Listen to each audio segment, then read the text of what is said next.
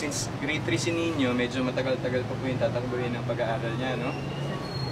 So ang gagawin ko, sasagutin ko na po yung pag-aaral niya po hanggang college.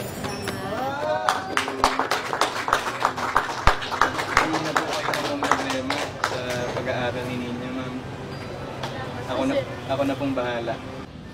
Ang buhay naman talaga hindi madali, pero tayo yung pwedeng gumawa ng paraan para mapaganda to. Mag-aaral ka mabuti ninyo, at saka andito lang si Kuya Alden hanggang makatapos ka ng college. Salamat. Opo. Congratulations po and maraming salamat. Thank you. I watched Jessica, Kapuso Mo Jessica Soho last Sunday. Parang may pinag-aral ka na parang from Negros na bata. Yes, opo.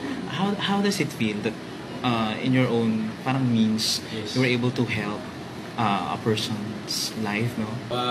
Nung nilapit po sa amin yung story ni for Kapuso Mo Jessica Soho, ang talagang mangyayari lang po talaga was it's gonna be a surprise.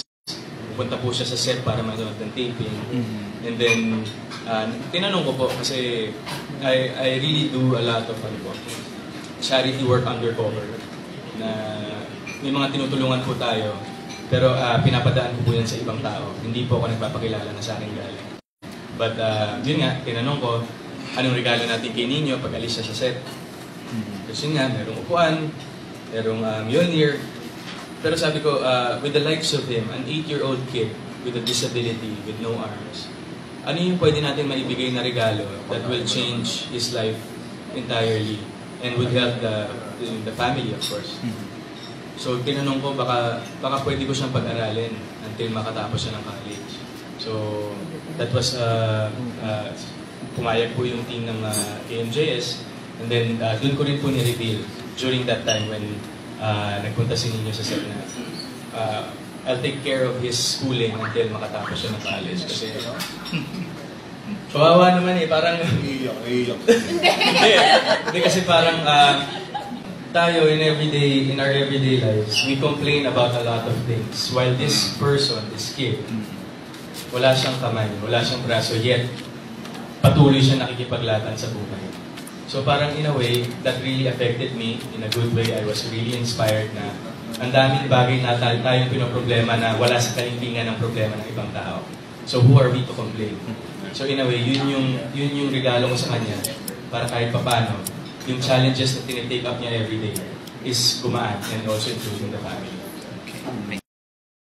Kamusta? Okay ka lang? Ang itinampok naman naming bulinggit noon na si Nino,